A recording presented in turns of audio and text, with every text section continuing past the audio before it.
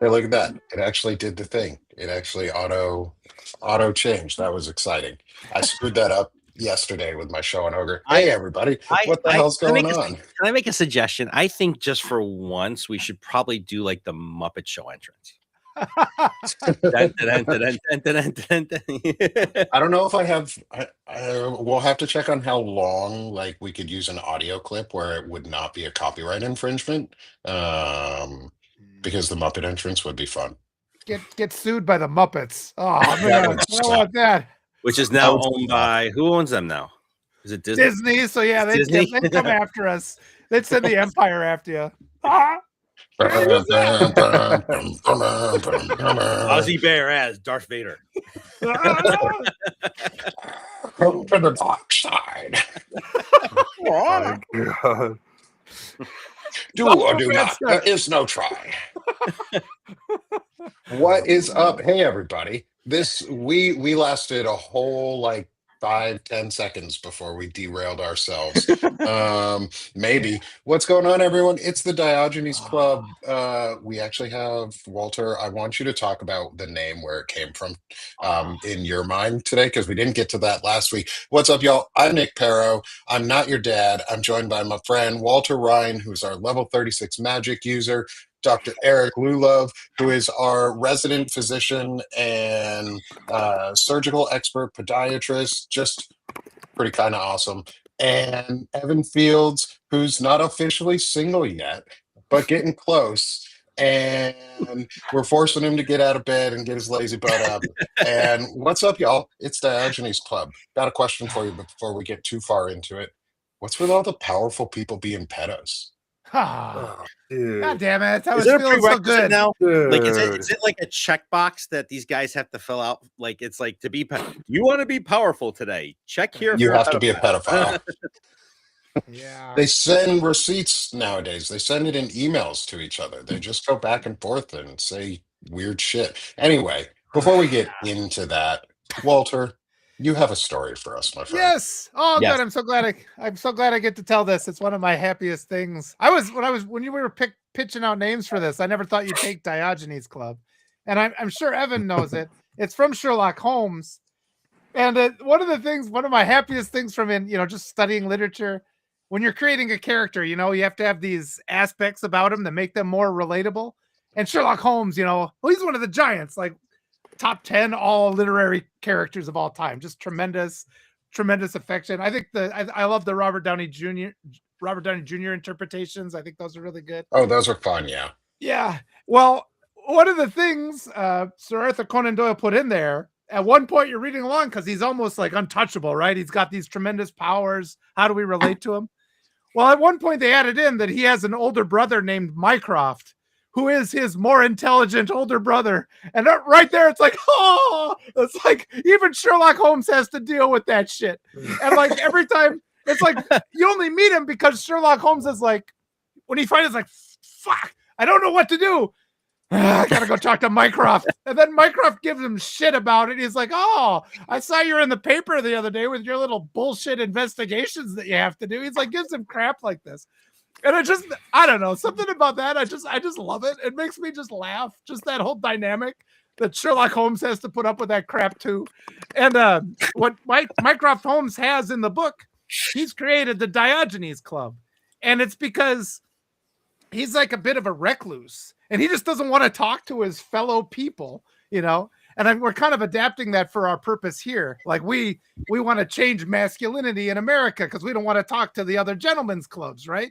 So this is the gentlemen's club for men who just do not like toxic masculinity in our case. And in the case of the Sherlock Holmes book, Mycroft just doesn't want to talk to people because he's always busy with something else. It's like, he's like, they're just quit interrupting me. So in the Diogenes Club, he wants all the comforts of a regular gentleman's club, but nobody's allowed to talk to anybody within the Diogenes Club. So I thought that was kind of funny, just that whole concept. And then once we started going into it, we're seeing who Diogenes is, like the Greek philosopher, and he stands for all the things that we were talking about. So it just kind of fit into place. I'm sure, Evan, had you heard that story about Mycroft Holmes and the Diogenes Club before? No, I'd heard about the Diogenes Club before, but I've never heard like the whole backstory of it and everything. far Oh. more intelligent and well-read than I am. Well, I just stumbled across. That's just one of the books I happen to read. I'm always an expert of what I actually read. But yeah, I mean, Mycroft does appear, I think, in the second. What's his name? The actor who plays him in the second Robert Downey Jr. book. But they don't really play into it. I think it's Jude Oh. Law. Fry, maybe? Stephen Jude Law. Fry. Jude Yeah, Law there you go. and Stephen Fry. Yeah, so he's in there, but they don't really play into the frustrations there. But I just love that dynamic because the younger brother, older brother dynamic, and just the phrase Sherlock Holmes is more intelligent older brother. It's like, God damn it.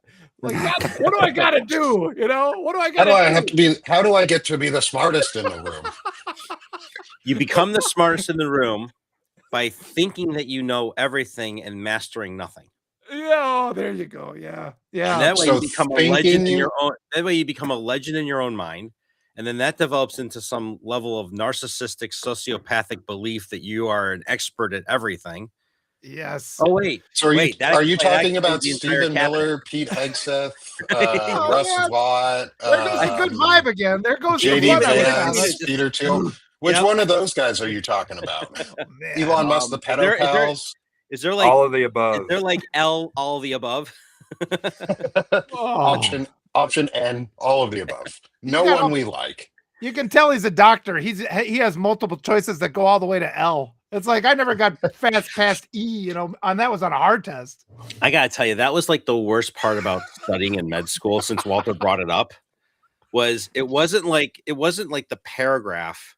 And Walter and I talked about this the other day. Like I would have to learn volumes of textbooks, like an entire year of histology in literally like 9 weeks, right? But they wouldn't test. Like pathology was my worst subject. Like I hated pathology, right?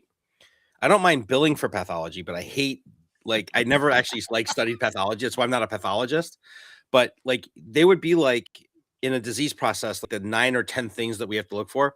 They don't test on the 3 obvious ones that you see 99.9% of the time. They'll test on the last line in the paragraph of, you know, the patient will have like swollen left upper eyelid. You know, like the thing that was reported back in 1884 when they first diagnosed the disease. You know, and you're supposed to guess what it is from that. That's like you're me supposed to searching. remember that. It's like That's like me searching my symptoms on the internet and thinking I have the bubonic plague. You know, it's like, oh, I've got this, and oh shit, I'm gonna die. And then the doctor's like, just chill the fuck out. You're not a doctor. You've got cancer. Yeah. No, Oh, but I read I had cancer, but they didn't say I had cancer, but I read about it. I read that I had cancer. Isn't that right? Isn't that how that works? Like I have cancer now. It's the so I used to work on the Alexa Health Care team years and years ago. oh my god, yeah. And Oh, that was like 10 years ago. that was about no, not quite that long. Let's say about 8 to that 10. was five years ago when I left, probably 4 years ago, 4.5 years ago. Yeah, is that's when I the lost first my Alexa job. Dots first came out. No. I'm way past that time. Oh, you're Like, past the first that, okay. Alexa Dots were like early 2000s. I was on the team when COVID hit, and I managed all the COVID self-checker at home self-checker skills. Like, hey, am I sick? Should I stay home? Should I keep myself away from everybody? Typically, the answer was fucking yes. Like, yes, hide yourself away, hide your kids, hide your wives. Don't be doing nothing. They coming out and they be raping everybody. Like, I remember that meme coming out in the middle of COVID, and it still fucking applies today.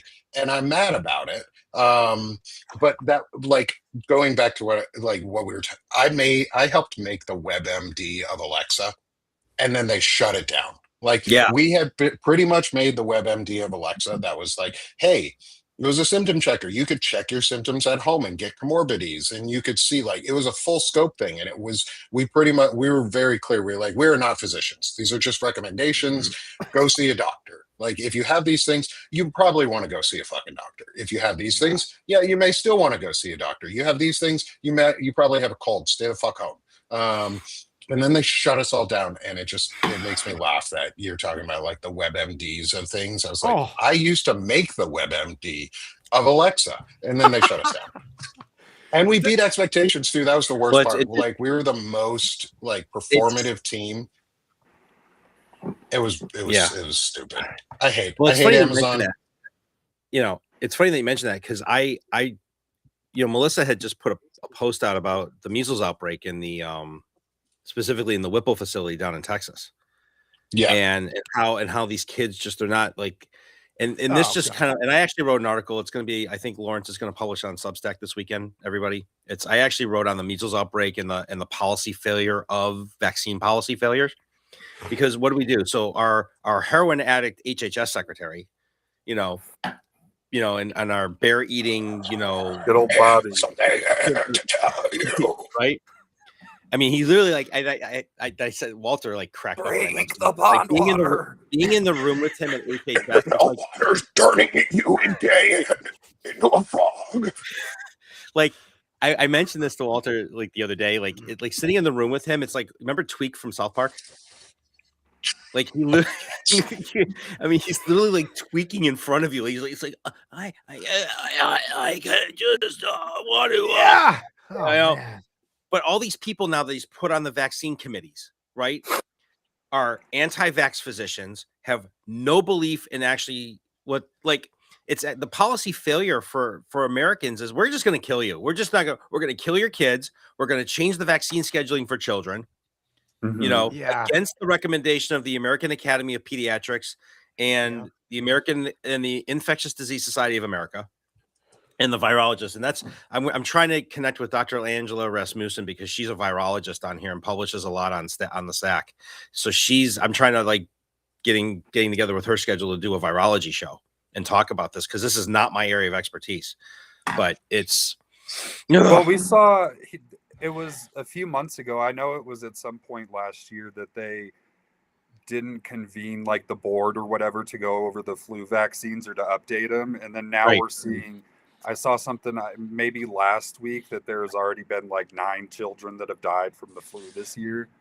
And that's because they don't have like the proper strains and everything in the vaccine. And that just goes to what Eric just said. I wanted to ask Eric, you you're guys, in Florida. Oh, go ahead, Evan. No. I was going to ask you guys, it's kind of a little bit in the weeds and everything, but it was an example of proper masculinity and healthy masculinity that I saw that blew my mind, and I'm sure all the ladies loved it too. If you watch the Grammys, my boy Benito Bad Bunny, he displayed positive masculinity all night, and I thought it was the greatest thing. I wasn't really excited about the Grammys and everything because of like all the shit going on, and it feels kind of out of touch to have a big award show and everybody dressing up and all that when people are being shot in the streets. But I thought it was awesome how first he spoke up about things. He was obviously like the big guy of the night because he's going to be performing at the Super Bowl and everything, but I don't know, he cried when he won. He was appreciative about everything. He made compassionate and like empathetic speeches. I just thought it was really cool. I don't listen to a lot of his music because I'm a güero and I only speak English and all that, but he I don't know, I just thought it was cool, man. He seems like a really good dude and he's getting a lot of stuff. Can't wait for halftime show when MAGA loses their fucking mind. Aren't they doing a counter programming event? Yeah, the Turning losers. Point is they got like Scott Bio and shit. No, Kid Rock. Point is that Bad Bunny's entire halftime show is going to be in Spanish because all of his music's in Spanish. He's not going to translate his lyrics into English to pacify, Bill Job, who's sitting on his recliner drinking his Pabst Blue Ribbon 6-pack because he can't afford anything else because he's a farmer and got cut and can't make any money, but he's still voting for Trump because Trump's going to take care of me. But I can't wait for them to lose their shit during the halftime show. Oh my God, it's going to be so much fun. I'm gonna just I want to see them all put like videos and stuff on TikTok crying about how he's singing in Spanish and just exposing their racism. Just like I want to hear them do it. I'm so tired of and I know it's hurtful to hear because I've heard some words thrown at me that are really hurtful. Like I've been called some shit as a Jewish person that is unkind. Starts with a K and is like fucking awful. Yeah, Nick, you and I could Is- have a conversation just on that. Yeah, I'd love to have a conversation. We'll have to have one off screen for a little bit about Oh, that yeah. because I'm not yet far enough out on my like out of work clause that I can speak about this company. Oh. But there's some names. No, the company name became very close to a word, and in Mm. Spanish, that word, there's soccer players. It's the short name for Enrique. It is Kike, is how it is pronounced Like in Kike Hernandez from the Dodgers. Right. yeah, like Yeah. Kike Yeah. is how it is spelled. Well, there was Kiki Vandeweghe who played for the. However, when you're on an Oh, international Warriors. team and you don't know if somebody's going to say the word correctly, Yeah. and Yeah. there's a word that sounds really similar to what flies in the object and Ben Franklin had a key attached to, which I don't like saying because it's really easy to mispronounce. You have to be really cautious about that, especially with a team that had multiple Jewish people on it. And it was at the height of all right after all the stuff happened in Israel, like everything is still going on. And none of us were consulted on that. Like I wasn't part of the consultation for the team name, and I had been there for 2.5, almost 3 years of the 3.5 year process that they'd been a company. Yeah. Like, yikes, dudes. I won't say anything else about it. Yeah. People just But going anyway. through life not thinking about It's so things. They didn't, confusing. the thing was they didn't think. Yeah, they didn't think. And when we heard the name, we were all like, ooh. I want to say too, just kind of going off on that, Spanish, the way that people get enraged. I mean, I've always been deliberate about we're a multinational family here. We speak Spanish in the house, and I'm just loud. I'm loud anyway. You guys have noticed I'm loud, but I'll be in public speaking Spanish very loudly. And there's been a lot of times, like when my daughter's playing basketball, it's like, oh, this is code. I can tell her what to do in Spanish. I'll scream out, and I'll be in like these rural Wisconsin towns, and like half the people in the stands will turn to look at me. And I think it's just so important that Walter loud? Nah. But it's just important to be. Yeah. And one of the first things that I wrote that got a lot of attention was an article called Speaking Spanish in America, just about how my kids had been harassed. They were harassed when I'm not around. When I'm not around, I'll show up. You guys got a problem with Spanish? No, sir. And they wander off. But here's that article that got shared 250,000 times.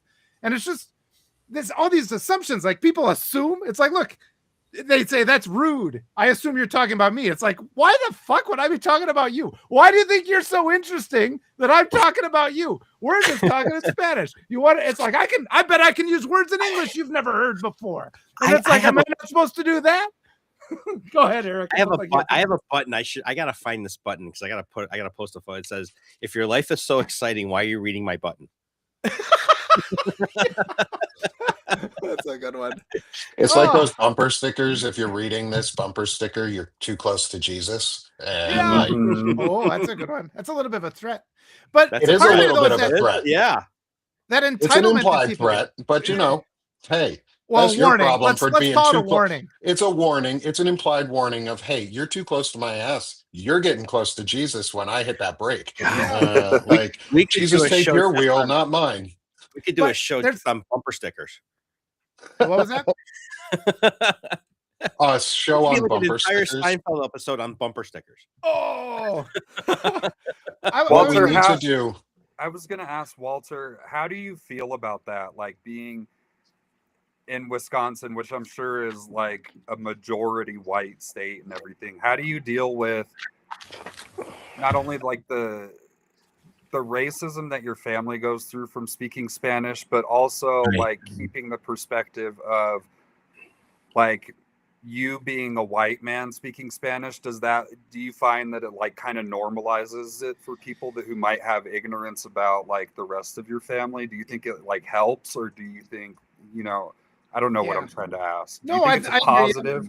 I think it's absolutely necessary. I think it's absolutely necessary for me to be. But one of the things that had to occur to me, because I was making the assumption that nobody was attacking me because I'm like 6 feet tall and 220 pounds.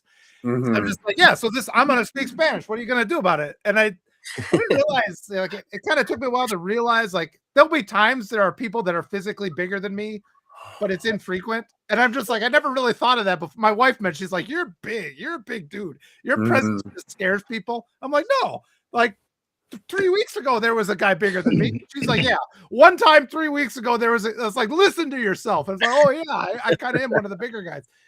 But I realized people aren't telling me not to speak Spanish because I'm a big dude. They're not telling me because I'm white. You know, that's the issue. I mean, like, actually, the physical size has nothing to do with it. It's white privilege. So I think that's a good use. And it's positive masculinity too. Go out there and talk to my family in Spanish. Normalize it. Talk to my, around other kids at the basketball practice. I'll use Spanish there too.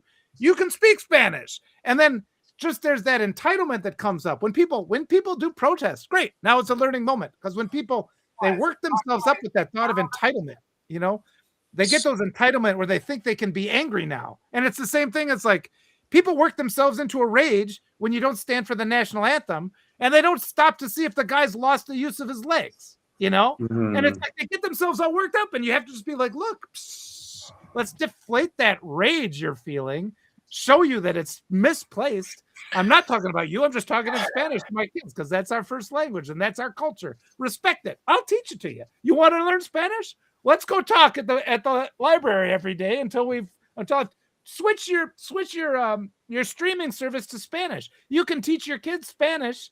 They don't have to know that television is in English. They might think Spanish is just the way television is broadcast. They don't know any better. I think it's funny you say that. We used to do that when the kids are really tired. Like, if they fell asleep watching a movie when they were little, we would switch it into Spanish so that when they woke up, they would think they were having a dream. Like, oh my God, what happened to the TV? Like, why is it? I don't understand this. We also spent time in Panama. Like, we spent a month and a Guys, half, excuse me one almost 2 second. I'll months. be right back. Okay. We spent a month and a half, almost 2 months in Panama. I'll tell the story at some point of how I almost joined a cult. It sort of does fit in with the anti-vax things, and that's one of the reasons we didn't stay, was because there was someone who was anti-vax, or they were pretty anti-vax, and they always looked at us funny because we had our vaccinations, especially around COVID and things like that, and my kids were healthy and weren't getting as sick, um, and so that was that and the we don't like gay people thing that popped up. I was like, yeah, no, we're good. We are good. We're out. We're out of here. Because we asked at one point, like, someone made a statement. I was like, what happens if one of your daughters is gay? And they're like, well, she won't be. I was like, oh, well, that's not how that works. Yeah. That is not how that works. You don't get to make that choice as a parent. And we were like, well, we get to make the choice so that we're not going to join this cult and we're leaving. So we tried to learn Spanish. My real point in all of this, because I want to tell that story in full sometime, the whole almost joined a cult story. The fun part about this is, or the question I have actually is, first question, why are they so mad about Spanish? Spanish is a white person language too. Yeah. They're Spanish insecure. people are white. The Portuguese are white. It's a white language. Why are you fucking mad about a white people language? It's European, assholes. Yeah. Like, It's the same you guys are so thing. proud about European culture, but you're so fucking mad that people know a European language. Like, fuck right off. Because if I went out and I said, yeah, it depends on how you define white, Courtney, you're exactly right. The thing is, Spanish is a white language. Spanish is a white language. Like, it's a European white language. We shouldn't be fucking, if we're going to be white supremacists in America, assholes, like, you should at least know your history enough to know that Spanish is also a European language too. Like, we bought half of America from them. There's It's more all Spanish. insecurity. I grew up in Southern California and everything, and the town that I grew up in was the majority Latino, majority Mexican, because you're Southern California, and it was a big we had huge flower fields, and the majority of the Mexican population the majority of the population was Mexican, and I know that because the high school that I went to was pretty much all white and everything, and like there was very little diversity, and it's like everything else. It's just white inferiority and what's it called? Feeling. Oh my God, why am Grievance? I right now? Grievance, white grievance, White fragility? grievance, white inferiority, just like it's just are they talking about me? It's like that kind of paranoid thinking, you know. It's just what you don't know you're scared of. And I fucking hated, like, I hated growing up in that town because of the ignorance there, but it was good for me to see like that sort of ignorance, to be able to grow later on and like realize it and call it out, you know. There's an aspect to it. We have more Spanish speakers in the United States than in Spain. One thing that's kind of important. And until they signed the stupid executive order, the United States had no official language up until about 6 months ago. But one thing I want to say is it controls, like, it limits the control of information you have access to. Once you learn a foreign language, now you're not beholden to U.S. media anymore. And when I was living in Peru, you know, you're reading these other, here's a report of what happened, but written in Spanish. You read the one in English and you're like, that doesn't line up. And just like that control aspect of it. And as a teacher, it's like you teach foreign language because it gives your students a reason to memorize the parts of speech, like what a gerund is and like the different verb tenses are. It's like when you're trying to teach that in just English, it's like, I don't need this. I know this. But when you're learning a foreign language, you need all to be able to diagram a language. So the fact that we do not use that from like preschool, first grade, second grade, it's one of the best teaching strategies there is, both for learning the foreign language and for learning English. And the fact that it's basically been taken away from our culture, where we deliberately don't teach any foreign language, that's a control thing. That's control. But it's like people don't want to hear that. Well, the other thing too, from a scientific standpoint, Walter, that's actually a child development it's how children's brains develop too. Foreign languages are like the artsy part of the right side of the brain. So it counterbalances all the science loading and the math loading that they're getting loaded into. And it cultivates that critical thinking component, which really is where we are failing our kids in critical thinking across the board.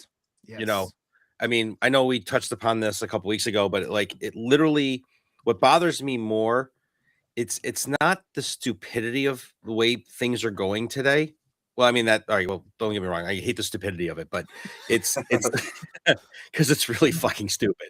But it's the lack of critical thinking, where people are so, it's almost like the way medicine is today, right?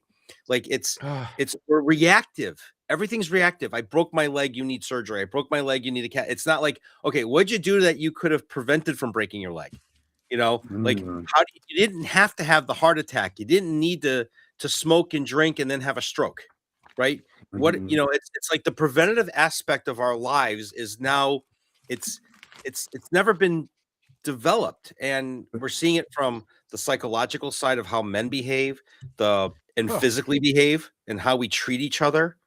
And you know, it's like, and it's all lazy and reactive. It's lazy react, and like, and for men out there, like, you really want to be like intelligently masculine, protest the SAVE Act. You want to see something that's going to be fucking damaging to women, and you want to step up and be a real man and be a real supporter of women's rights and be a supporter of the other gender that is half of our lives. Okay. Be opposed to SAVE Act. Call your senators. I put a post up this morning with a form letter that you could send to your senators. It's a straight copy form letter. Up to 70 million women are going to be affected by this. Because for years, Nick, what has the Christian nationalists been saying? The Christian church, you have to marry, you have to change your name, you have to do that. So now we're just, okay, well, you've gotten married, you've been married for 25 years, you changed your name. Oh, guess what? You go to vote? I'm sorry, we can't let you vote because your name doesn't match your birth certificate. Yeah. And it's not just the women that are married. It's the women who changed their name legally because they went through an abusive domestic relationship, or kids that were adopted. You know, their birth certificate's not going to match the adoptive parent's name unless they physically got the birth certificate changed, right? And this is just across the board. How many Yeah. people is this going to affect? It's also, and Crow, thanks for pointing that out. And I was also going to say that too, is it is more than about women. I put it out this morning in response to Melissa Corrigan. She had her post up from Blue Ant Media, and Love you, Melissa. yeah, Melissa's fucking awesome. Go follow Melissa Corrigan. She's super Mhm. awesome. Dana Dubois, also super awesome. Rachel at This Women Votes, Mhm. super awesome. Ellie Leonard, super awesome. Like, there are some superpowers around us, and they don't look like me. The point I want to make sure we make is this impacts anyone who is not male and straight, Yes. basically.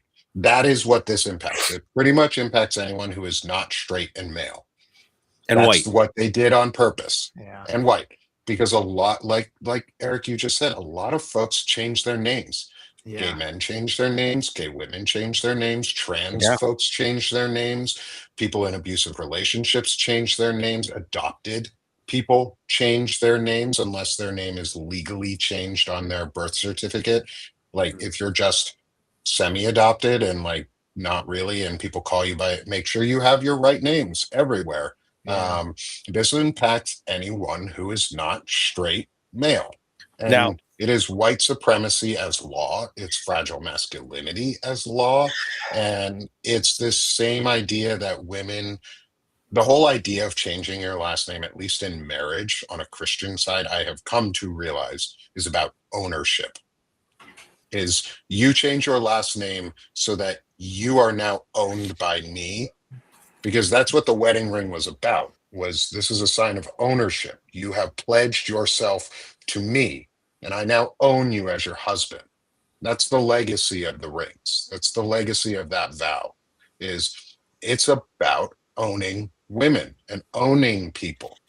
It's ownership. It's just transferred from slaves to spouses, or from spouses to slaves to children. Like, they just want to own. It's a domination thing, and I'm fucking tired of it. And I'm glad we're having these types of talks, especially Mhm. around intelligent masculinity. And sometimes I wonder if I'm doing anything important. Then I get all this good feedback, and I'm like, yeah, this is needed right now, because we're the So- fucking problem. Right. I have no affiliation with the company, but the easiest way for people to do this, for women and men across the board, husbands help your wives, wives help your husbands, whatever it is. Husbands help your husbands, wives help your wives, significant others help Others your help your other, yeah, your partners help Help every- partners. There's a website, the one I'm most familiar with is vitalcheck.com. So imagine if you're a straight heterosexual female and you're in your 60s and you've been divorced 3 times. Okay. Yeah. You have to go and trace back all of that paperwork from your 3rd marriage to your 3rd divorce to your 2nd marriage and divorce, 1st marriage and divorce, all the way back to your birth certificate. And how many people actually have that paperwork still filed? Evan, you'll get to the point where you keep your divorce stuff and then you'll eventually just burn it after a few years. But like, you're going to have to but you don't have to, men don't have to worry about this unless you change your name.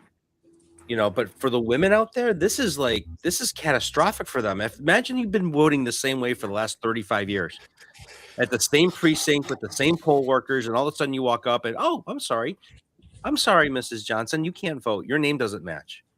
What? Yep. That's exactly what's going to happen to my wife too. Like, if it passes and everything, because the divorce will be finished before the summer, and then we'll come around by the midterms, and she'll have to deal with all that shit. And people like that will only have 30 days, 2 months or whatever at that point to change their name or to fix whatever they need to fix to be able to like exercise their right to vote. Yeah. It's fucking crazy. I mean, she's already got enough shit to deal with right now. Like, both of us have enough shit to deal with right now, but there's going to be more. I recognize that there's going to be more residual stuff that she has to deal with just because of the name change, just because of like the dependent stuff, like all of that.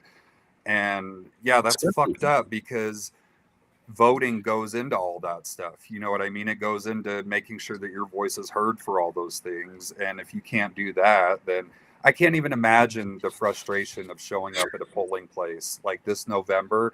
You go there, you have to deal with the ICE agents or whatever that Steve Bannon just said that they're going to put up. and you're gonna have to deal with DHS and Border Patrol and all these people fucking staring you down and already making you feel like a criminal for voting. And then you get up to the front of the line and they go, "Sorry, ma'am, your fucking ID doesn't match your birth certificate. You can't vote." And then you got to deal with it all over again. Like, this is fucking crazy, You'll dude. still be able Yeah. but you're still going to be able to issue you a provisional ballot. You still have that right under state constitution law and voting rights to have a provisional ballot issued. Yeah. You know, so you could Yeah, still but then you go. get into This like isn't so. them trying to Let's just make sure federalize the too. elections. Yeah, like let's make sure too. It's not law yet. They have Yeah. No, not it's made still it sitting in law. the Senate. They haven't John touched it. John Thune currently has said he's not going to touch it. I believe that he's not going to touch it only to the point until he does, because Yeah. he's going to, unless there's enough civic pressure, citizen-led pressure. This has to be a citizen campaign where he knows that if he allows this to the floor, he will lose his job. It's plutonium. And that it will be the men Yeah. who make him lose his job. It has to be a men's thing too. Like Yeah. Melissa and Dana and Rachel. Ellie and Rachel and folks like that cannot be the only ones talking about. It's a men's issue. Without us, Yes. we have to help move the needle too. It's not because I want to get the glory of doing it. I just know I have enough privilege to actually make a fucking impact. Yeah. Like, And those if that you're have- a man right now, make an impact. Right. And those of us that have daughters have a responsibility to fight for their rights Yeah. as Yeah. their fathers, is we need to Yeah. do that. Yep. And I want to add. if you want to know what Jim Crow looked like, these are Jim Crow laws. These are Yes. poll tax style laws. It Mhm. costs money to go get all your birth certificate and your passport and your documentation all in line. Having ICE agents at polling places is Jim Crow. This is Jim Crow over again. Like, we have to acknowledge what it is, and I think I'm going to just start using all the historical American words about it, because those actually have impact on people. We all should. Especially the white people in America. We associate with a lot of that stuff. Like, this is Jim Crow law. Yeah. I want to add to it, and it applies to more than just voting, because I mean, I've had to go through this with my wife coming from South America, and then they have a thing with a hyphenated name, and they have, you know, her various degrees and stuff have different names on them. So this applies to anything, any form of accreditation. I mean, it's all an attack on immigrants, and it's all, I mean, this whole SAVE Act, immigrants aren't voting, you know, like the ones that are here until you become a nationalized citizen. It's impossible to vote. So all this is a response to a problem that doesn't even exist. It's a completely manufactured problem. Immigrants aren't out there, you know, doing something illegal to get the attention. Of course they're not. And it's like there's no documented cases of this. But yeah, as Nick says, this is all just a fabrication, which is designed to restrict women's rights, both the right to vote, but it'll also trickle down and be their right to get a job. We have a lot of immigrants who come here because the United States goes and topples regimes in South America and kidnaps their duly elected leaders to make those countries fall. So, I mean, my wife works with a lot of these people. You got people here with PhDs and master's degrees who speak multiple languages. They're not allowed to get accredited here because there's all these systems in place where it's like, well, gee, this form of documentation has this name, but you've got a hyphenated last name on your degree, so we can't accredit that degree and attribute it to you. So there's this massive structure that's just designed to be anti-human. And yeah, bit by bit, we have to peel it back. Attacking the SAVE Act is a good way to start, though. Yeah, we have to attack the SAVE Act. Also, there's really good conversation going on in the chat if you're with us live right now. And I want to shout it out because it is a cool piece of conversation about, like, how do we make civic engagement easier? Hey, I don't have time to write an app, but I know there's a lot of folks out there who are really smart. And I'm going to be talking with my good friend Courtney, who helps and is a volunteer with me in a lot of ways. So thank you, Courtney. You're fucking awesome. Also, thank you to my other really good, really amazing volunteer, Beth, who has helped me set up the Sick of This shop, which you look over my head on this side. There's a QR code for. Great. 20%. 20% discount off on all of this stuff right now during this first week. There is a really cool image of Walter and I on there, with Walter's scream and my peace sign, with this shirt on the back of our Notes of the Week shirt and coffee mug. And because I like accessibility and I'm left-handed and I hate that coffee mugs are designed for right-handed people only, where the thing fucking always faces the wrong direction, either out or in. My coffee mugs are left and right-handed. I have them both. So if you're Nice. left-handed, you can get a coffee mug Oh, with it's an full elephant ear image on coffee the mug. front and then the Elephant ear. logo image on the back. So everybody else, like I like to be able to show off the image that's going to be on the front. And so I made coffee mugs for that. So Evan's if you're excited. left and right-handed, you get coffee mug options too. Yeah. Also, just wanted to shout out though the idea. And oh, Mason, yeah, DM me. I'm happy to add and get additional volunteer support and see what we can do. Like, come with an idea what you might be able to support us on. Like, boom. We need that because the more we can get, the better. Like the more support we get, the easier it becomes for us to help manage these shows and get them going. But also, then we can make community support efforts really like come to life. Like there's the app that was mentioned in the app that was mentioned in the chat is about like an auto dialer for 5calls. Like 5calls.org is a great site. But we don't have a convenient way for people who are busy as shit to call. I love this. We're trying to be serious, but we're I'm not. like trying to hold it together. Walter's. I'm trying to hold it together while I'm talking about this. Let's have a dance party, boys. Let's show some positive masculinity. Yeah, we want a messaging app that allows people Okay. to sign up. Walter, I got the happy AI-generated stuff. I got the happy stuff here. Yeah, just 3 drops. 3 drops of this. Yeah.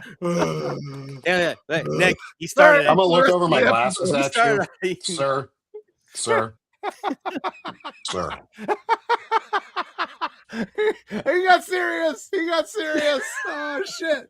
You can't make me stop, you asshole. I'm a dancing man. I'm the governor's son. You can't handle the truth. Did you see the? Oh my god, dude! Make him. We need it. Let it out. Don't hide it. Let's hear it. Roar. I laugh internal a lot. Oh, That's not good for Walter's you. That's not needed good for you. You gotta let it out, Nick. You gotta. I don't think we've ever heard Nick really laugh. I might have to He take doesn't my really jacket off. put I'm his warming clean up. Warming up. I've got to laugh in there. I've got it. The problem with being someone who is disassociated so much is like emotions are still really hard. And so I'm learning them too. Like, yeah, you broke me. Yeah, Walter, thank you for that. That was great. Yes!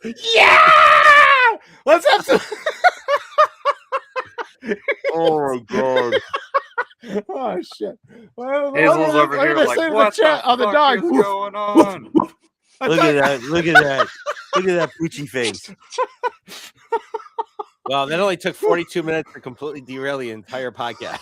He's looking at me like, what the fuck is going on? I don't even We want really I needed can't this. see the chat, so I don't know what's going on in there right now. But Come dance with me, Nick. You know you want to. You know you want to. No, you don't. You don't want me to dance. I am the wrong dance person. you can tell Walter spent a lot of time in South America. Oh Yeah. shit, man! I used to light it up. I You used to light it up. you got his carnival thing going on already. You should see my wife dance. Oh my god, she used to cause crashes, car crashes.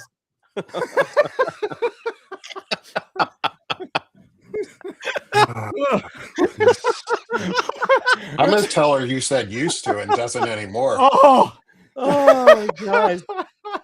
Oh, She Walter's still does. sleeping on the couch. that's okay. That's called camping. Yeah, it's indoor camping, Evan. That's indoor camping. Oh, That's trust me, camping. I know. I've been camping at my parents' house for the last month and a half. Jesus, that's so Oh my defeating, God. dude. It's like God, I thank you, have this Walter. vacation. Thank It's you. the biggest mind fuck in the world. Yeah. Just got to get all that misery out of you in the form of laughter. God. I just need to Hey, win y'all, the welcome to lottery the so I can. Diogenes Club. I need We to go have wait fun the here. divorce out on a There's beach nothing like a somewhere. good laugh. Oh yeah. You know, Yeah. it's very cathartic. Oh, I needed that. Thank you, Walter. I'm so glad. I'm so glad we do this. Like, thank fucking God we do something fun. It's not going to be it's not going to be in just the audio though. There's just going to be a long period of silence with like just kind of like Just Just gonna Walter be like, dancing what to the nothing. Well, Walter, Why You know, did that's- this I happen? listen. Where did I it hear the go? music. I hear it. I hear like, it. this clip has to go viral. Like, I think you got to clip this out and put this on a share stack because it was just, oh my God. Yeah, I'll put it Well, on my we can clip OnlyFans. it. We can clip it. It'll come out on the. We'll probably find it. One of us needs to make this a clip on the AI tools. Just a GIF. Yeah. No, the other thing I was going to Just say, Walter We're Giffen. gonna have to meme him like Walter's just, dancing through you know. space and stuff, like the cat videos and everything. I'm gonna have to put a scene up that's just Walter. Like get rid of the rest of us, and it's just Walter dancing in the background. With the music in the background, that German dude that just goes up to the mic and he's like, it's just Walter That floating song, through space. I've known that song since AIT in the Army was the first time I ever saw that song.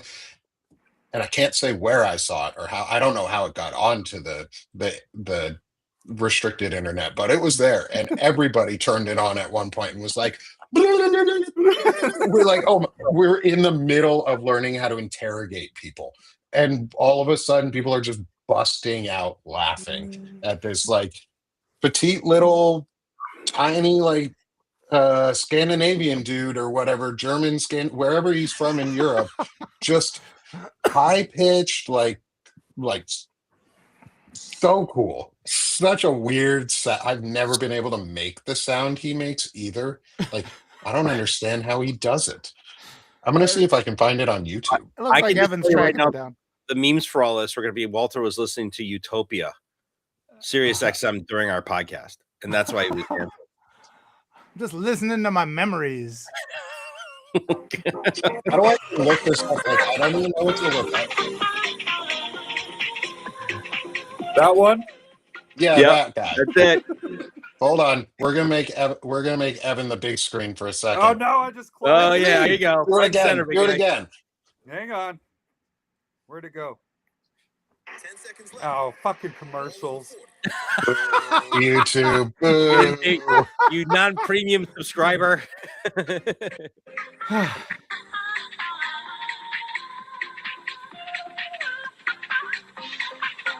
We're gonna get sued by these guys now.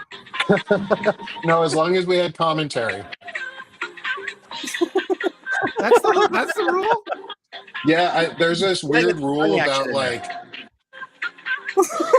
yeah, like Hell. how does he do that with the tongue? Whoever his partner is must be really happy.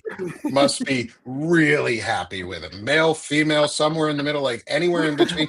His partner must be super happy with him and that tongue ability. Like whatever the hell that is, men, learn how to practice that. Like I feel like Flicking that a would be a tongue good song. tool. That's what it's called. Oh, Flicking a God. tongue song. I just know if I wasn't on the show and I was in the chat room watching this solo by myself, I'd be splitting my spleen open. I hope so. I'm I all hope so. Man. I hope you guys have all had a blast today. Like everyone in the audience, shit, the are we done already? 360 some odd people. No, we've still got 10 minutes left. No, okay. I mean, We we haven't are even near- started. It feels this like hour We've been just went like messing boom. around. Did you guys see that I could Cory see Booker's Snappy going on away. a book tour? Oh, Is well, he? gee. I Fuck. guess Is there's he nothing gonna more do important any- than his fucking book right now, huh? All Yeah, this is he shit's gonna do any going on, and legislation? He's got a fucking book coming out. He should try and sell it at some detainment centers I and was see. like, are you kidding me right now? Asshole. These Yeah. fucking Yeah, he should assholes. go We up got all to this stuff going on. he should go to Minnesota and try and sell it at a fucking protest, see what happens. Mm, How tone deaf is everybody? Seriously. Yeah. Yeah. I don't Yeah. get All it. of it. I mean, this is like All of see no it's on evil, deaf. hear no evil. This is be evil. This is Google's like do no evil or whatever.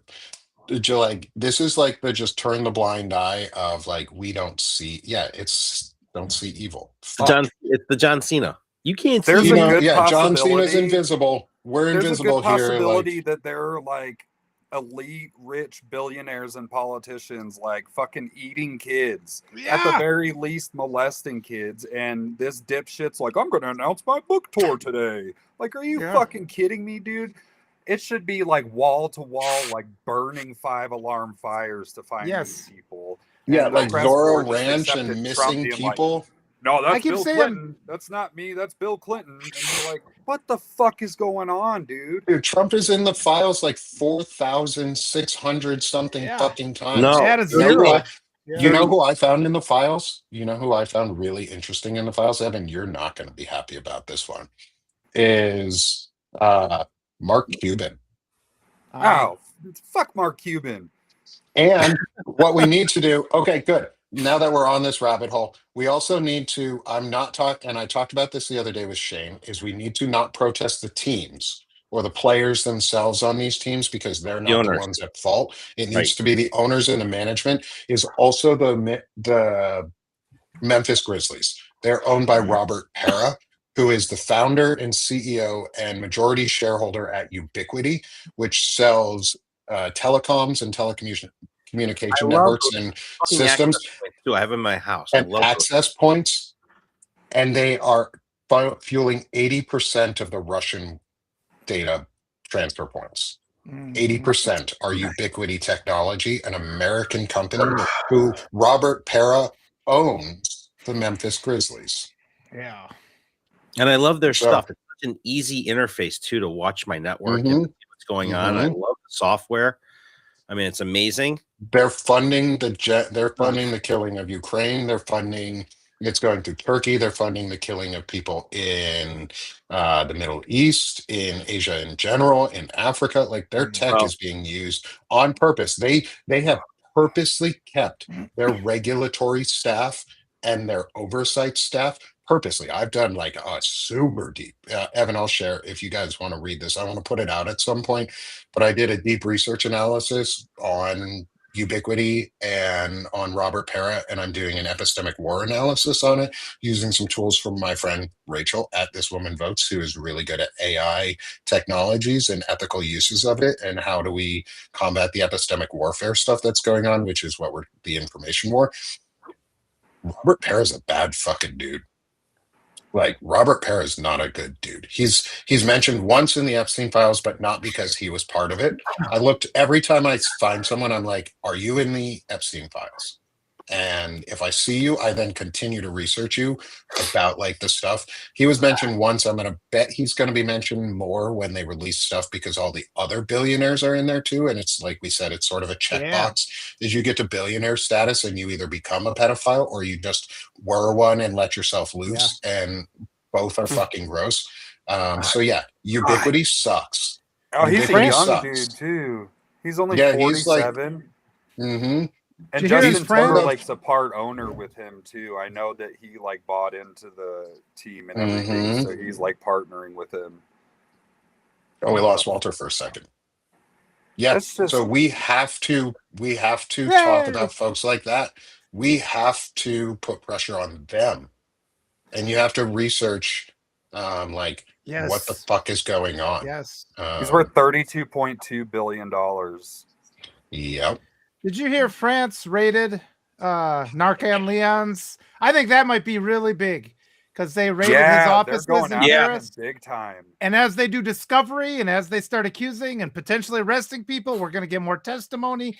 We're going to have more legal arguments for releasing things. I think it's out of control. I think this government is already. Thank I think God. they've lost. They just don't know. They're walking dead. They don't know it. Thank you, foreign governments, Yeah, for thank you. finally remembering you also have laws in your country, and if they're being violated, you can prosecute them. Don't wait Yeah. on the U.S. because we sure as fucking gonna do it anytime soon. Didn't- We're in the FUBAR moment of U.S. history again, like fucked up beyond all recognition. Didn't FUBAR. Norway just pass? Didn't they just start investigations in Norway and they just voted to end their constitutional monarchy? Or there's Did something they? going on? They started that process? Or Really? That something would be like that? really cool. They're They ahead also of us. have there's I think it's either Denmark or Norway that it was one of the they're the first country that did a data ownership and privacy law Yes. further. And like the EU has much better data laws than we do, and data security laws. They have the GDPR, which is much stronger than what we have in the US because we don't actually fucking have anything really other than HIPAA, and HIPAA's barely a thing anymore because they've found all these regulatory ways around it. Is they own their data. Like the only thing that I think has come good out of the crypto bros and these crypto pedo bros is, or the idea that we haven't even gotten to this one. This one's fucked up.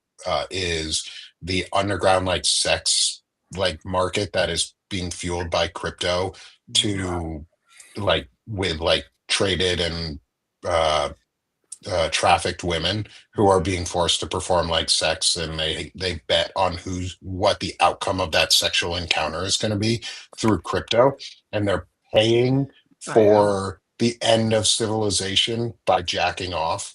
And like it's easier to do that than it is to go out and protest. They found the way to make incel men, and so like that's what we're dealing with. Is crypto is fucking gross. The only thing that's good that's come out of crypto are NFTs, and they're underutilized, which is a non-fungible token. That means it can't be stolen, and it's yours. It is uniquely yours. There is only one fingerprint ever available for that, which is where we should be, which is what we should be reaching for, is each person has sole ownership of their data, sole ownership, and you Yeah. get to dole it out to people. And when you are done, you click no and they lose access to it. That's where we should be. And that's what we should be fighting for. But people like Robert Pera, who purposely undermine data regulation and security practices and reporting practices, he's not going to ensure that data practice happens. Elon Musk, who founded Doge, and the Doge boys who stole all of our data, they're not going to fucking respect our shit. Like, these are the things we need to be talking about now, is what we can be doing to guard ourselves and create a parallel system. If they're not going to do it, we need to do it. Fuck these people. Fuck the pedophiles. Like the pedo bros. Yeah. Fuck you guys. All of you guys, the pedopal mafia, Elon Musk, Peter Thiel, JD Vance, you guys are gross. Yeah. Like, you should be ashamed of yourselves, and how the fuck you're still married. I feel so sorry for your Yeah. spouses because you're an abusers. You're abusers. That's what you are. You're abusive pricks. I Fucking brought us Bill down there Gates, at the man. end.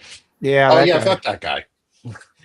He used to do good. Like, come on, man, you were donating so much money to end yeah. all these diseases. Why'd you have to go and just be a fucking pedophile? Like, keep your dick in your pants and don't touch children. Now That's he's just got like performative. millions of herpes How is that memes not going a red around line about with- him. Have you I just seen all heard- those, like the Russian STD thing? And now there's all kinds of memes of like Bill Gates with like herpes on his lip trying to hide from Melinda and stuff. Fuck, man. Did you see the Fantasy Island one that just released? No, There's one that's starring Jeff Epstein and Ghislaine Maxwell, and the plane flies in, and it's Woody Allen and Brett Ratner, and, and they're all getting off the Oh, yeah, plane. don't ever watch a Woody Allen movie. No, Oh no. No. no. That guy's especially sick. That was his own daughter that he'd groomed Yeah. for. And she was like talking shit about Anthony Weiner's like victim or whatever when he got caught like sexting the 15-year-old.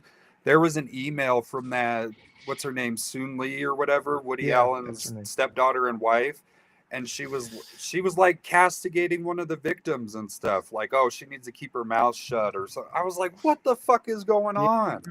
That And I think deprogramming, we gotta do. Melania I mean, was involved in all that shit too. yeah. It's And then, just like, the crazy. She is the honeypot. She's the honeypot.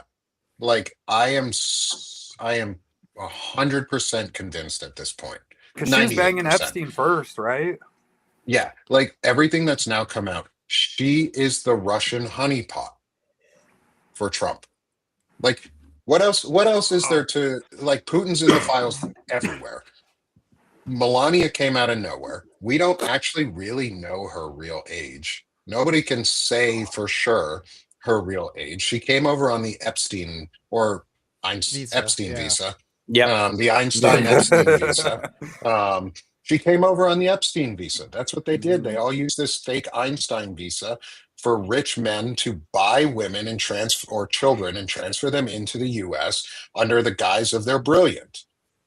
And they don't have to be brilliant in any way, shape, or form because it's about the guy who is buying the visa, not the person who is getting the visa. Mhm. And Melania is the honeypot, is the trap. I was an intelligence professional. I learned how to do source handling and interrogations. At this point, there is enough circumstantial evidence around this and like direct evidence that is coming out that if you are not paying attention to this and you think it's not that he is not entrapped in a Russian honeypot, I got a boat to sell for you in the fucking Yeah. Rockies. Mhm. Like come to the fucking Well, you got to pick on that. Colorado Rockies, go a mile and a half up. I got a boat to fucking sell for you for the deep sea. I got a salt fishing boat for you. Have fucking fun.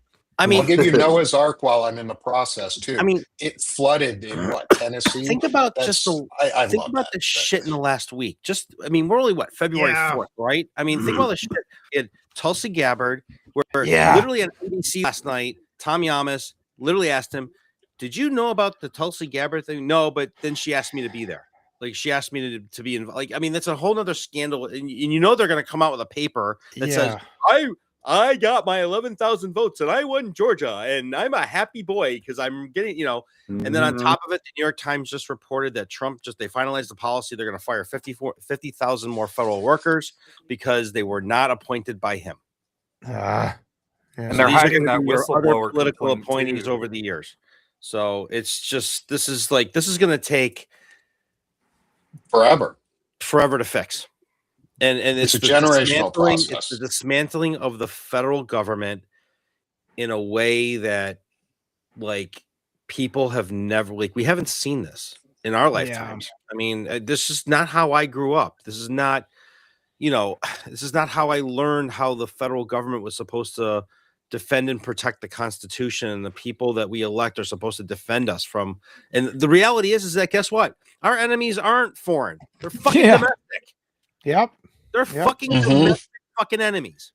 None of this is what we were promised. No. Well, these concentration camps too. Arturo said the number that's is what like they are, by the way. 73,000 people in these concentration camps, the ICE detainment facilities.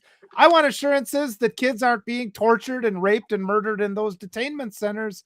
Our tax dollars are paying for these things. They're constant, and it's just like they're in there. They've done nothing wrong. Again, it's not illegal to cross the U.S. border and apply for asylum.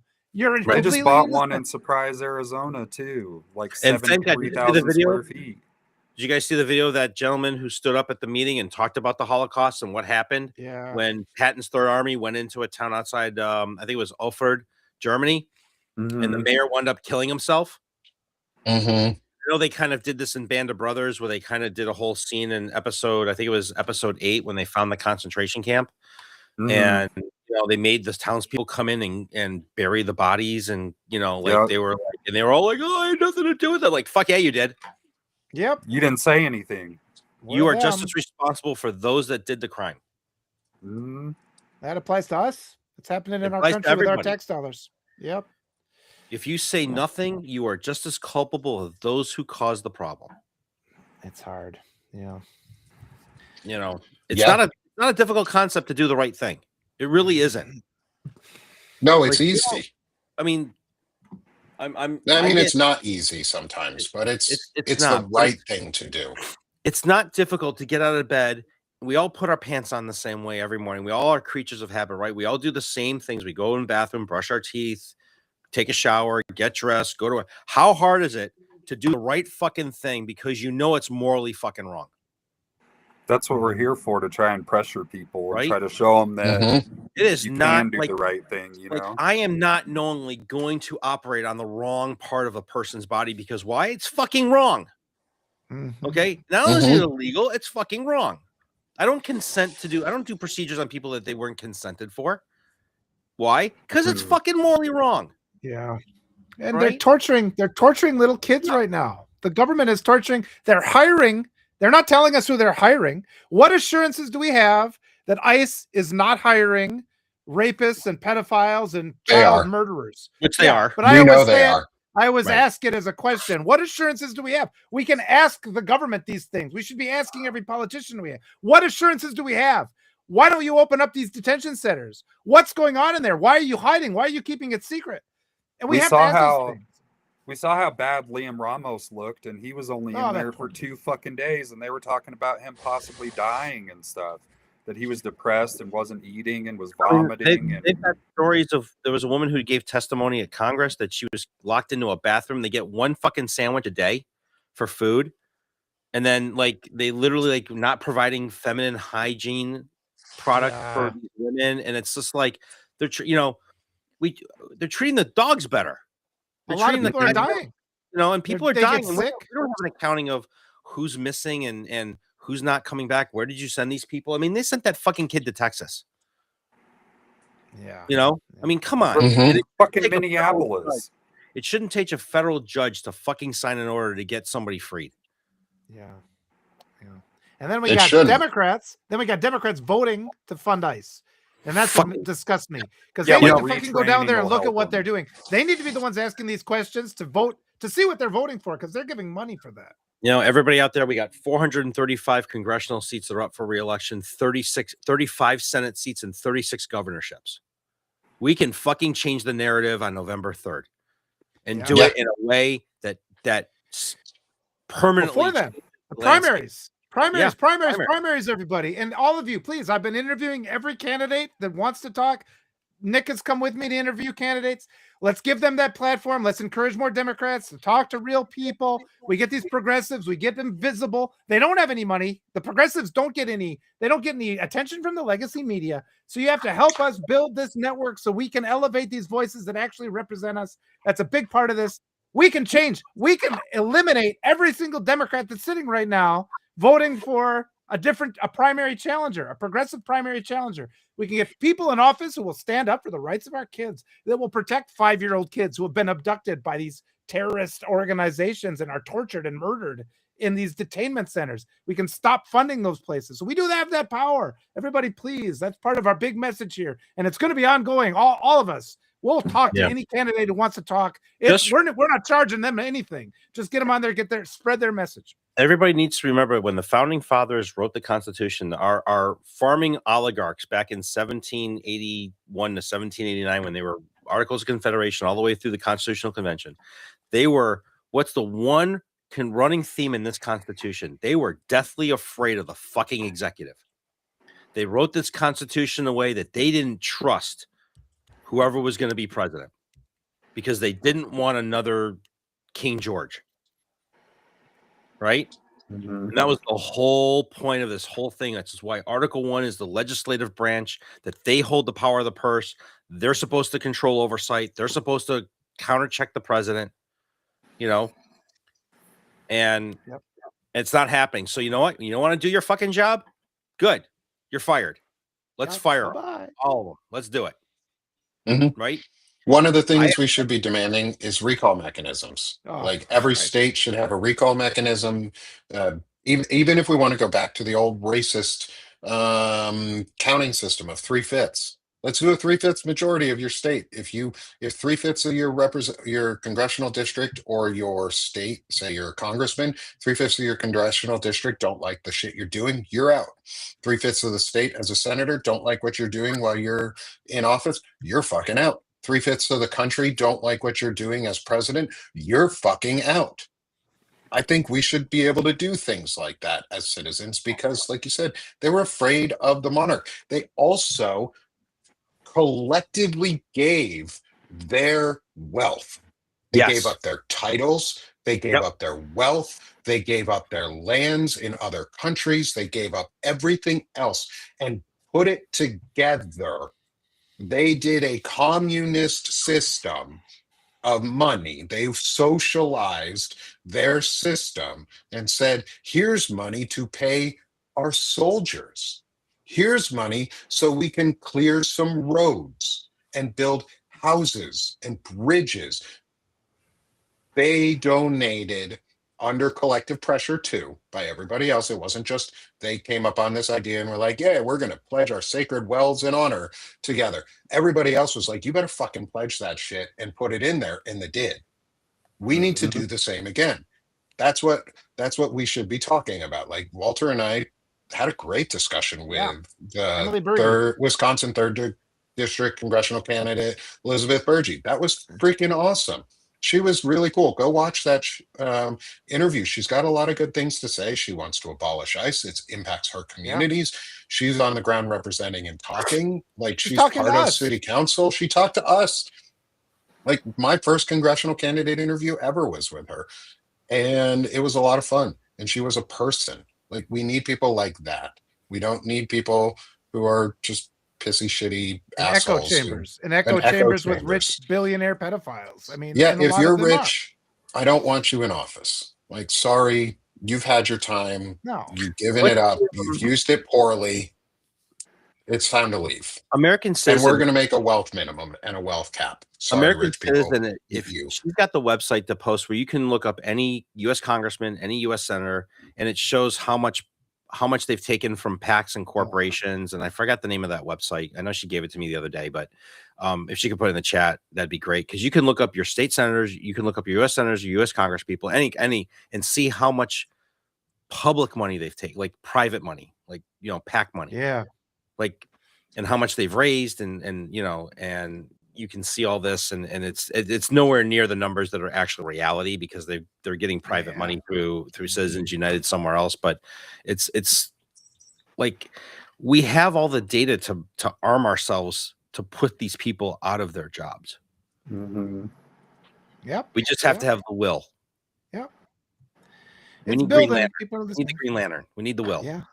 Right. And the ones that are willing to talk to me and Nick and Eric and Evan are the ones that are legitimate, who actually are working for people. Like the ones that have so much money, oligarch money from whoever knows where, they just dismiss us. This is why Kinzinger will never answer any of your comments. And all those guys that are just have access to all this money and wealth, who lord over us and dictate to us, but never listen. We don't have to live like that. It's just a matter of everybody awakening to this reality. Collectively, we can empower those people. You saw it. Zoran Mandani did it.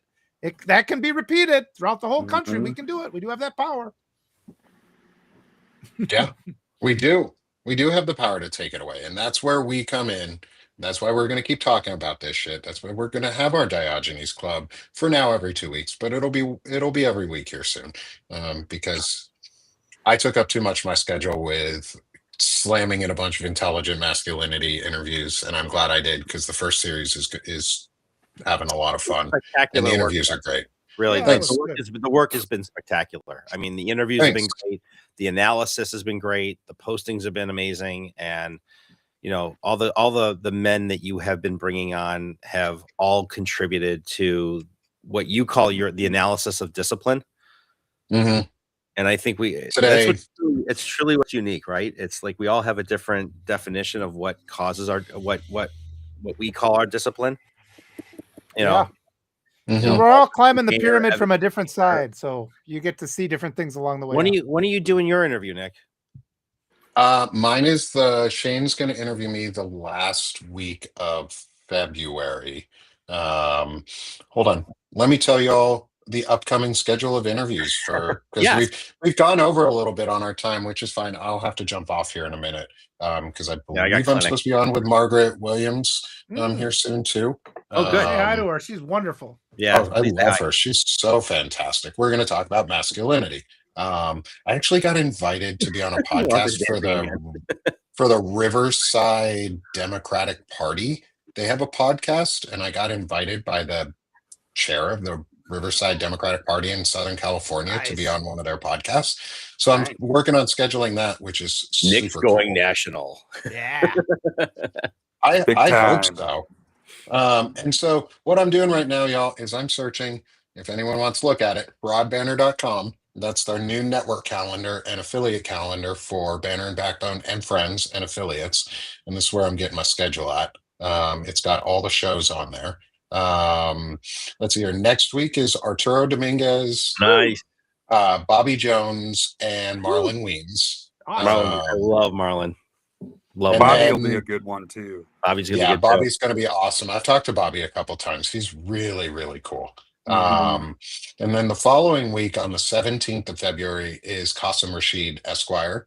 And then our friend in the community, Jack, who is stuck out in Canada and has been basically extradited out of our country, or had to leave the country and flee it because being transgender is fucking illegal in the US apparently, and we're a bunch of bigots, and I hate that. And then the final one before me is Will Fullwood. So the Nice. 24th is Will Fullwood, and then the 26th I'm going to do a 2-hour one with Shane to finish it up, and I'll do my interview, and then I'm going to keep them going every Thursday. That's going to be my new Thursday morning show. Nice. So starting at the end of February, March, my new morning show on Thursdays will just be the intelligent masculinity interviews and discussions. So Thursdays will be a day for men, and women and everyone in between, because you're all welcome. But it'll be for men to better ourselves, because we got some shit to do. That's why we got a Diogenes Club, because where's the men? Where are all the men? Right. Where are you, men? Where are you right now? Hiding. What are you doing? They're hiding. Being fragile, They're hiding. being weak, being a testicle, just tucking yourself on yourself and hiding, and you're just a testicle, dude. You're soft and weak, and you're a baby. You're a baby. You should be more of a pussy, because they can take a pounding. You can't. Baby, You're just a weak testicle. Dewey has more balls than these guys. Oh, really? Really, Brian? Lance Armstrong has more balls than most of these men. Oh boy. And he's a turd. Yeah. And he lost his. And he has more balls than them. God. And I don't like him anymore because he kind of sucks. They're all How kind awesome of would it turds. be Like to get? all How of awesome them. would it be to get? How awesome would it be to get Snoop on after the Olympics as an honorary Olympian? Okay. So Nick got something. Snoop, Here we go. Snoop owns like 200 or like 100 or 200 acres of land in the new town that I'm moving to in Arkansas. I don't know if he's built his house yet, Wow. but I did not know this. seems like everybody. I he's did not going sign to up for this. because he does a lot with Walmart. He has a big partnership with them on which really sucks in terms of that. I hate the Walmart, but Walmart requires that you have like a station, like a headquarters nearby them of some sort, and at least one on the ground person. So Snoop has bought land in Arkansas, in Northwest Arkansas, and I'm like, sweet. I'm gonna see if I can fucking run into him at like the county fair or some shit, or like Martha Stewart, and be like, because only one of those two has gone to federal prison. Only one of those two is a felon, and it ain't Snoop, which is the best fucking part about all of it. Is Snoop Dogg a role model? Probably not, but he would be a fun interview. I want to interview him because I think he'd be a lot of fun. And all he right. would have a lot of great insight, having gone through the whole West Coast rap, and then having to being now in his 50s, right? And how he's matured over the years, because he's he was major gangsta. He was big time gangsta. Running with Tupac and that crew. So yeah, okay. I got to duck because I got another live here in 10 minutes. Oh yeah. So let's do this. Let's do this final thing. Let's promote ourselves and tell everybody where you can be found and how you can be supported. Let's start with you, Evan. We got you right up what's on going front. on, everybody? You guys changed all our positions too. This is weird. You guys can subscribe to News Nick. from Underground, and on there right now there is a post up, and if not, I will put a post up. There's a family in Arizona whose father and husband was shot by the local police there mistakenly, and they're doing a fundraiser right now. So if you guys go to my Substack, there is a GoFundMe for them to donate and everything, and I will put that up there. So don't worry about me, just help somebody out if you can, and I appreciate you guys. Evan, you're awesome, dude. I love you guys. Eric, what's up, man? Dr. Eric. Hey, there's the icon. Thank you to Walter's daughter. So everybody. So I am gonna give Walter dancing lessons. So we're gonna do a live chat Like you can. Fuck that. Like you can. I want to see a dance off. It'll be on Next, season 30. we're gonna do a dance off. I'll whip you. If I still drank, I'd whip you drinking. If I can still dance. So yeah, everybody just my Substack more about healthcare issues. If you go on there right now, I've written that letter to your Congress people and your senators for the SAVE Act. So that's free. Everything on my Substack is non-paywall. You are more than welcome to interact and join and chat and follow. And it's been, these guys are my internet bros. These guys are amazing. And I'm happy that, Evan's in a much better place since he was back in early December, and Walter's just, whatever he's listening to, he's jamming out. And, Nick, you and I have gotten a lot closer over the last couple of weeks, and I really appreciate your friendship and your honesty. And these guys are great, and just love all you guys. And it's been amazing. This whole ride's been amazing. I can't wait to do this on a more regular basis. So we're good. Oh, I can't wait either. Thanks. Walter. Perfect. That's me. Whew. Well, I got to defer to Evans, though, if he's got that fundraiser for that thing. So go to Evans first. But if there's anything left over, yeah, keep bringing people on. Talk about me to your congressional candidates. Bring them on. I'm happy to bring them on and talk to them. We'll give them as much of a platform as we can. Please do it, everybody. Keep bringing people on here, and we'll keep growing. We'll change the world. We're doing it because the world is not acceptable as it is right now. So thanks to all you guys. It's been a fun day. It's been a all right, boys. Just a deep exhale. And finally, I'll share my thanks, Walter. Guys, this has been so much fun. And I also just noticed that this background has the name fucking spelled wrong still. God, like I even fixed it too. I just never changed the background. I didn't even see it because it was behind our pictures the whole time. All right, Nick, I love you. I'm just gonna run. I got clinic, so I got some angry people waiting. So all right, take it easy, Eric. Guys. Ciao. Take it easy, Eric. Thanks, guys. And hey, come support Evan. Make sure you go support the family in Arizona. And like Walter said, if you've got anything left over, come support me here at Sick of This Shit Publications. Y'all will see me here in a couple moments with Margaret Williams for a really good discussion on masculinity. That's pretty much what I do. I talk about men and how we suck, but how we can be better, and what we can do and what we are doing to be better. And so it's not dreary. It's fun. We get to talk about the good things we do. So thanks, everyone. This has been the Diogenes Club with me, Nick Paro, Evan Fields, Walter Rhein, and Dr. Eric Lullove. We'll be back in 2 weeks, and you'll start seeing us more here